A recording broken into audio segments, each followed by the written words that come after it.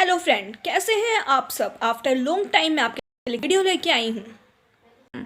तो video start करने से पहले मैं आपसे रिक्वेस्ट करना चाहती हूँ, चैनल को सब्सक्राइब करना ना भूलें और साथ में वीडियो को लाइक कीजिए, वीडियो पे कमेंट कीजिए और जितना हो सके वीडियो को शेयर कीजिए। तो अब हम क्या पढ़ेंगे? ज़ीरोडर्मा पिगमेंटोसम। यस, जैसा कि आप लोगों को पता है, ज़ीरोडर्मा पिगमेंटोसम एक टाइप की डिजीज़ होती है। और ये डिजीज़ हमें कब होती है? जब हम लंबे टाइम तक यूवी रेडिएशन के एक्सपोजर में रह जाती हैं, तब हमें डिजीज़ होने के चांसेस होते हैं।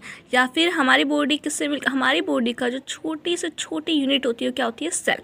और आपको पता है हर सेल के अंदर डीएनए होता है, और हमारी जो एक सेल होती है उसमें इतना डीएनए होता है कि हम अर्थ से लेके जहाँ पे अभी हम रहते हैं वहाँ से लेके कम से कम हम सूरज तक यानी कि सन तक के 60 चक्कर 60 बार हम जा सकते हैं और आ सकते हैं। तो हमारी बॉडी की हर एक सेल में इतना सारा डीएनए होता है।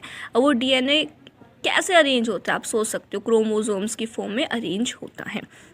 यस, तो डीएनए के अंदर म्यूटेशन यानी कि अनएक्सपेक्टेड कोई भी चेंज आ जाता है, अनवांटेड चेंज, जिसके कारण जो हमारा डीएनए है उसकी जो जीन सीक्वेंस है वो चेंज हो जाती है। और ऐसा होने से क्या होता है? ज़ीरोडर्मा पिगमेंटोसम हो जाता है। Okay, it is commonly now as XP. इसको क्या कहा जाता है? ज़ीरोडर्मा पिगमेंटोसम का शॉर्ट फॉर्म क्या है? एक्सपी।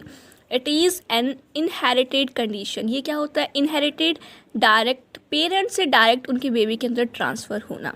तो क्या होता है इसके अंदर? ये जो बच्चे होते हैं, छोटे छोटे बच्चे, कई बार क्या होता है पेरेंट से डायरेक्ट उनके अंदर ट्रांसफ़र हो जाती है।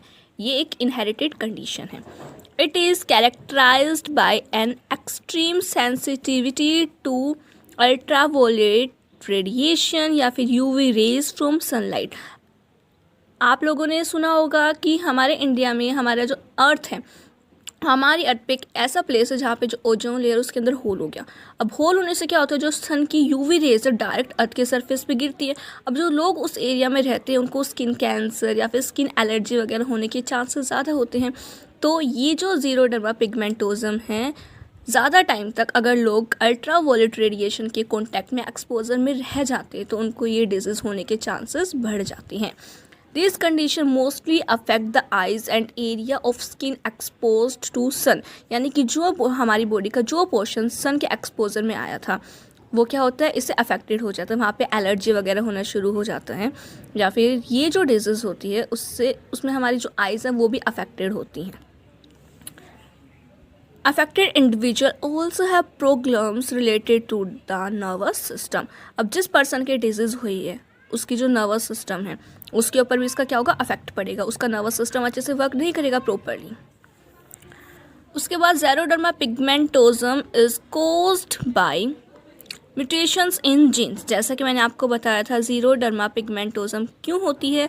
जो नॉर्मल पर्सन्स होते हैं, जो उनका नॉर्मल डीएनए होता है, डीएनए के अंदर क्या होता है? जीन की सीक्वेंस होती है। और जो जीन की सीक्वेंस होती है उसके अंदर क्या आ जाता है? अनएक्सपेक्टेड या फिर अनवांटेड चेंज आ जाता है, जिसके कारण क्या होता है? ज़ीरोडर्मा पिगमेंटोसम हो सकता है।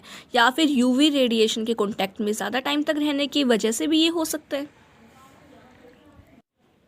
अब जैसा कि मैंने आपको बताया था, ये डिजीज़ हमें क्यों होती है? जब हमारे डीएनए के अंदर जो जीन्स होते हैं उसमें म्यूटेशन हो जाती है।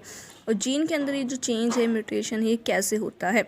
ज़्यादा टाइम तक अगर यूवी रेडिएशन के कांटेक्ट में रह जाते हैं तो वो रे क्या करती हैं? जो डीएनए होता है उसके अंदर जो जीन प्रेजेंट होती है उसको डैमेज करना स्टार्ट कर देती है, और उससे फिर ये डिजीज़ होने के चांसेस ज़्यादा बढ़ जाते हैं। या फिर जो सिगरेट वगैरह होती है, हमें बोला जाता है ना कि स्मोकिंग नहीं करनी चाहिए, तो सिगरेट के अंदर क्या होता है? निकोटीन प्रेजेंट होता है और टॉक्सिक केमिकल्स प्रेजेंट होती हैं। तो जो टॉक्सिक केमिकल हैं वो क्या करते हैं? हमारे डीएनए के अंदर चेंज कराते हैं, अनएक्सपेक्टेड चेंजेस कराते हैं, जिसके कारण ये डिजीज़ होने के चांसेस बढ़ जाते हैं। Normal cell are usually able to fix DNA damage before it cause problem. अब ऑलमोस्ट आप लोगों ने देखा होगा, आप लोगों के आसपास जितने भी लोग रहते हैं, हर में से कोई तीसरा इंसान तो स्मोकिंग करता ही होगा। अब स्मोकिंग करने से क्या होता है? मान लो जिस इंसान को पहले से ही ज़ीरोडर्मा पिगमेंटोसम हो चुकी है, तो उसकी जो सेल होंगी वो डीएनए में जो डैमेज हुआ है उसको रिपेयर नहीं कर पाएंगी। लेकिन एक नॉर्मल पर्सन है, वो स्मोक कर रहा है, उसको ज़ीरोडर्मा पिगमेंटोसम नहीं हुआ है। तो जो उसकी सेल है वो उस कंडीशन में नॉर्मल होंगी। अगर नॉर्मल है तो जाहिर सी बात है कि जो डीएनए के अंदर डैमेज होगा स्मोकिंग से, सिगरेट वगैरह ज़्यादा पीने से, उसको रिपेयर कर सकती हैं। तो जो ज़ीरोडर्मा पिगमेंटोजम जिस पर्सन को हुआ है उसकी जो सेल्स होंगी वो डीएनए डैमेज को रिपेयर नहीं कर पाएंगी, रिपेयर करने में अनसक्सेसफुल रहेंगी। तो इस टाइप के पर्सनस को काफ़ी सारी अबनॉर्मलिटीज़ फेस करनी पड़ सकती हैं। उनकी जो सेल है अच्छे से वर्क नहीं करेगी, उनके जो बॉडी के फंक्शन है वो प्रॉपर नहीं होंगे, और एट लास्ट जो सेल्स हैं वो कैंसरियस सेल्स में कन्वर्ट होना शुरू हो जाएंगी। बाद में फिर पर्सन को कैंसर हो जाएगा, स्किन कैंसर वगैरह, फिर अदर कैंसर हो जाएगा, और एट लास्ट कैंसर पेशेंट की क्या होती है, डेथ। तो आई थिंक सो आप लोगों को ये समझ में आया होगा।